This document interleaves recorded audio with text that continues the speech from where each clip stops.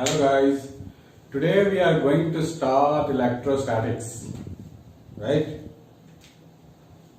तो बताओ बच्चों, अभी तक तो आप लोगों ने काफी कुछ पढ़ा है ना 11th में, तो इसका कुछ आइडिया लगा सकते हो? Due to some physics background, electrostatics क्या मतलब है इसका? कुछ तो आइडिया लगा सकते हो ना? स्टैटिक्स जैसे हम लोगों ने 11th में पढ़ा था ना, statics and dynamics.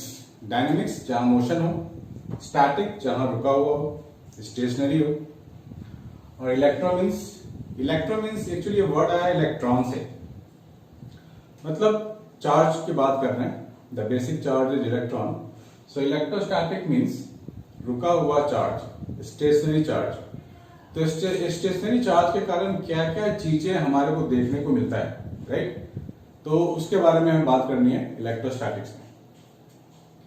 Any positive charge, कोई भी पॉजिटिव चार्ज हो, it creates a field around itself. ऐसा जैसे हम लोग अपने घर में जहां सोसाइटी में रहते हैं तो हमारा वो फील्ड हो गया ना, लोग आसपास के लोग हमें जानते हैं, तो दैट इज आवर फील्ड, है ना? तो सिमिलरली कोई भी चार्ज होगा अपने चारों ओर ऐसे ये फील्ड बनाएगा, और इस फील्ड की जो डायरेक्शन होगी वो होगी हमेशा इलेक्ट्रिक, इसकी डायरेक्शन होगी always away from the positive charge particle, always away like this, ठीक है? और अगर कोई नेगेटिव चार्ज पार्टिकल होगा, कन्वेंशन है ये ऐसा लिया गया है, माइनस क्यू कोई चार्ज पार्टिकल होगा, it also creates a field around itself, but इसकी डायरेक्शन ठीक इसका उल्टा होगा। कैसा होगा?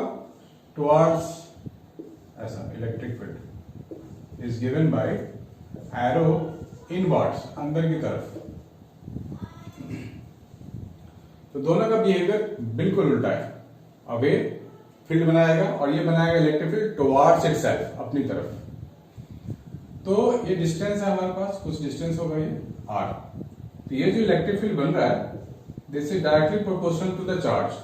चार्ज बड़ा मतलब ह्यूज चार्ज, स्ट्रॉन्ग चार्ज होगा तो उसका फील्ड भी बड़ा होगा, स्ट्रॉन्ग होगा, और अगर चार्ज छोटा होगा तो फील्ड भी छोटा होगा और वीक होगा। And field inversely proportional to square of the distance, मतलब जितना दूर जाएंगे हम लोग फील्ड उतना वीक होता चला जाएगा। दोनों को कंबाइन करते हैं तो we are getting E directly proportional Q by R square, or you can say E is equal to KQ by R square. This is the formula we can say KQ by R square, और K जो हम लोग बोलते हैं यहाँ पे, इसकी value fix है 9 into 10 to the power 9, और एक्सप्रेशन लिखना चाहेंगे तो 1/4/E0, राइट? तो हमें एक्सप्रेशन भी पता होना चाहिए, इसकी वैल्यू भी मालूम होनी चाहिए। अब इसकी बात करें तो इसके लिए भी same formula KQ by R square, बस डायरेक्शन का डिफरेंस है और कुछ नहीं। While solving the problem, we never use negative charge here, right? Always use positive charge, और डायरेक्शन दिखाना होगा तो ऐसे दिखाएंगे, तो इसमें कोई डाउट नहीं होनी चाहिए। अब बात करते हैं कि ये फील्ड में होता क्या है। अगर कोई एक्सटर्नल चार्ज पार्टिकल सपोज यहां रख दिया मैंने Q0 कोई चार्ज आया यहां रख दिया, तो ये इलेक्ट्रिक फील्ड के बिहेवियर है, प्रॉपर्टी है कि any positive charge experience force along the electric field. Any positive charge experience force along the electric field. ये जो Q0 हमने यहाँ रखा है, इस पे फोर्स लगेगा along the electric field, इस तरफ। That force is given as E into Q0. अब सपोज यहाँ पे कोई माइनस Q रख देते हैं, तो any minus Q, any negative charge experience force opposite to the electric field. तो इसमें फोर्स इधर लगेगा opposite to the field. Formula वही होगा E इंटू Q0। यहां भी नेगेटिव चार्ज का इस्तेमाल न्यूमेरिकल सॉल्विंग में नहीं लगाएंगे, हमेशा पॉजिटिव लेके चलेंगे। डायग्राम जब भी दिखाना होगा डायग्राम वो दिखा सकते हैं, एरो दिखा सकते हैं। सो मैं यहां लिख सकता हूं E की जगह KQ by R square into Q0, right? So अगर जनरलाइज करें इन दोनों को तो क्या लिखेंगे? Force directly proportional to product of charges, है ना? दो चार्जेस हैं, product of charge and inversely proportional to square of the distance between them, and this is called Coulomb's law. ये कूलम ने बेसिकली ये फार्मूला दिया था, कूलम्ब्स लॉ। तो एग्जाम में आया what do you mean by Coulomb's law? तो we can say that force between two charged particle is directly proportional to product of the charge and inversely proportional to square of the distance between them. Force may be positive or attractive, force may be negative यानी कि repulsive, कुछ भी हो सकता है force। तो attractive के लिए क्या चाहिए? प्लस क्यू माइनस क्यू, तो नेगेटिव फोर्स आ जाएगा अगर हम लोग माइनस क्यू का इस्तेमाल करेंगे तो। और रिपल्सिव होने के लिए क्या चाहिए? या तो दोनों माइनस हो या नहीं तो दोनों प्लस हो, तो फोर्स विल बी रिपल्सिव। तो आप ये फिलहाल नोट डाउन करो, फिर इसके बाद हम आगे बढ़ते हैं।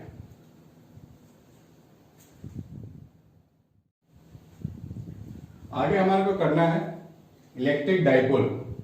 इलेक्ट्रिक डाइपोल का मतलब है any positive Q and negative Q separated by small distance two A.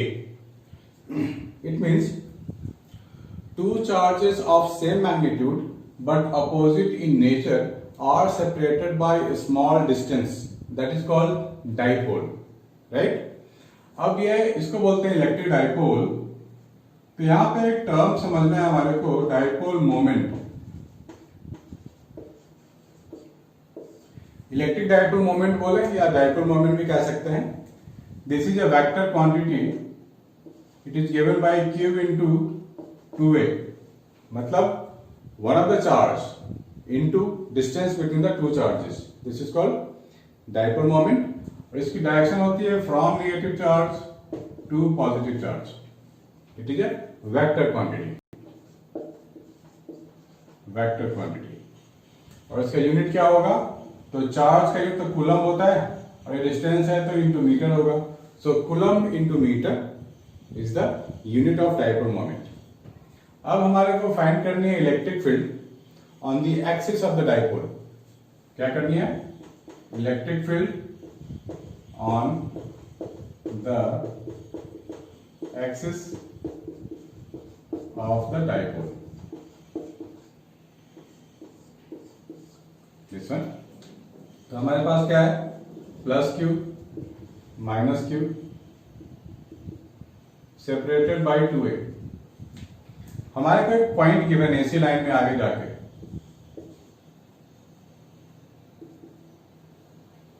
This one. और ये पॉइंट की जो डिस्टेंस है वो डिस्टेंस r है from the mid point of this dipole. From the mid point of dipole we have a distance r till the point p and we have to find the electric field there. तो सबसे पहले बच्चों आप ध्यान रखना कि जब भी हम लोग इलेक्ट्रिक फील्ड की बात करते हैं तो ये आप दिमाग में लेके चलो कि ये वेक्टर क्वांटिटी है ना। और जब भी वेक्टर क्वांटिटी की बात करेंगे तो आपको हमेशा डायरेक्शन शो करना पड़ेगा डायग्राम में। बहुत सारे बच्चे डायग्राम में दिखाते ही नहीं कि वेक्टर किधर है, इलेक्ट्रिक फील्ड किधर अप्लाई हो रहा है, किधर लग रहा है वो। This is a bad behaviour according to physics. You have to show the direction first. ये पॉजिटिव चार्ज है, हमने डिस्कस कर लिया पहले ही कि पॉजिटिव चार्ज के कारण जो यहाँ पे इलेक्ट्रिक फील्ड होगा वो इसी लाइन में होगा अवे, ऐसा। इसको नाम दे दो E1। Due to negative charge electric field at this point is E2, always towards negative होता है due to negative charge। तो ये डिस्टेंस हमारे पास A है और ये डिस्टेंस हमारे पास A है। तो पॉजिटिव से लेकर के अगर मैं यहां तक डिस्टेंस लूंगा तो ये होगा R प्लस A, और नेगेटिव से लेकर यहां तक होगा तो लूंगा R minus A, total R minus A करेंगे, ठीक है। Now we can write E1 is equal to, E1 is due to positive charge, so KQ upon R plus A का whole square, and E2 is equal to KQ upon R minus A का whole square। Now two vectors are just opposite, so we have to find E net। E net का मतलब होगा difference of the two। When two vectors are just oppositely directed, तो हम लोग क्या करेंगे? हम लोग करेंगे E2 माइनस E1, क्योंकि E2 यहां बिगर क्वांटिटी है, क्योंकि डिनोमिनेटर छोटा तो E2 विल बी बिगर। सो मैं लिख सकता हूं KQ 1 upon R minus A whole square R plus A whole square, this one. इसको सिंप्लीफाई कर लेंगे हम लोग तो हमें क्या मिलेगा? KQ upon 4AR upon are square minus a square का होल स्क्वायर। अब हमारे को क्यू इंटू टू ए की जगह पी का इस्तेमाल करना है, तो ये बन जाएगा 2kp r upon are square minus a square का होल स्क्वायर, राइट। अब यहाँ एक कंडीशन और देखते हैं हम लोग कि if r is very very greater then a, अगर ऐसा कुछ सिचुएशन है, then only we can apply a is negligible in the denominator only, so we are going to get 2kp by r cube. This is the E net when r is very very less than a. इसको note down करो, फिर मैं आगे बताता हूं दूसरा derivation. It's a very important one.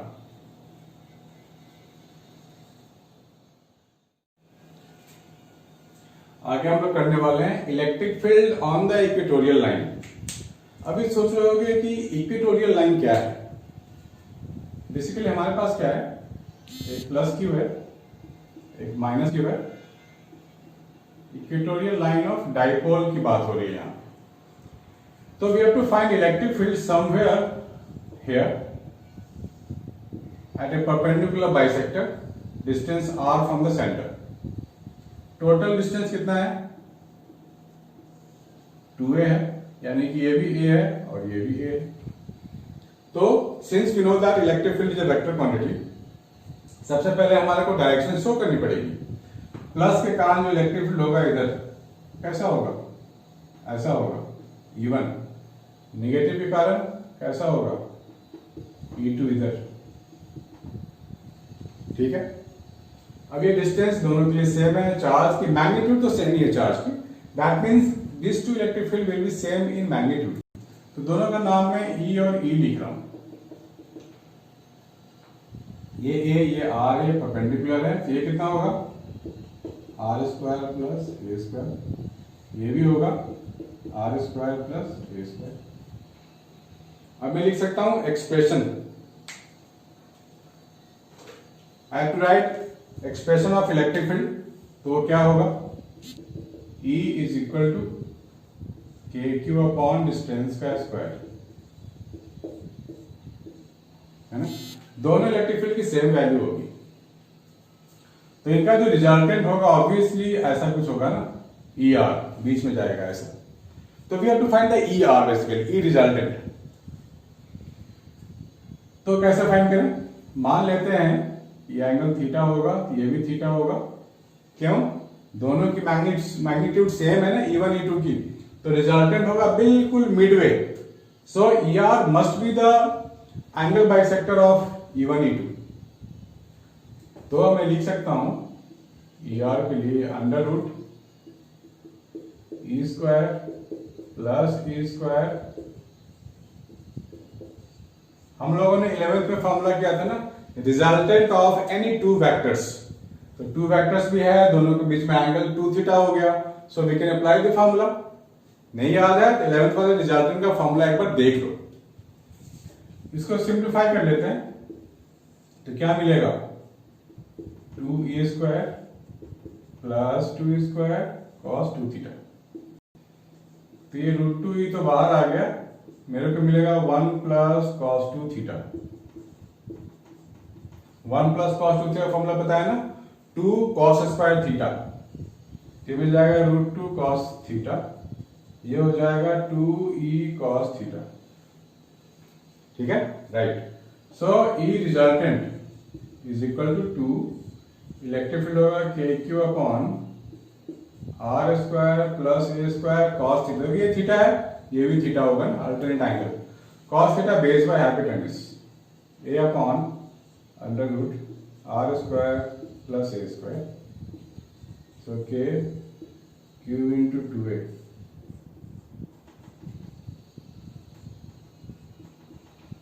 This one, और Q into 2 तो मेरे को पता है P होता है। So k p upon are square plus a square to the power 3/2। Now if R is very very greater than a, तो क्या होगा, k p upon r cube. This is the net electric field on the equatorial line, right guys, just note it down, it's very important.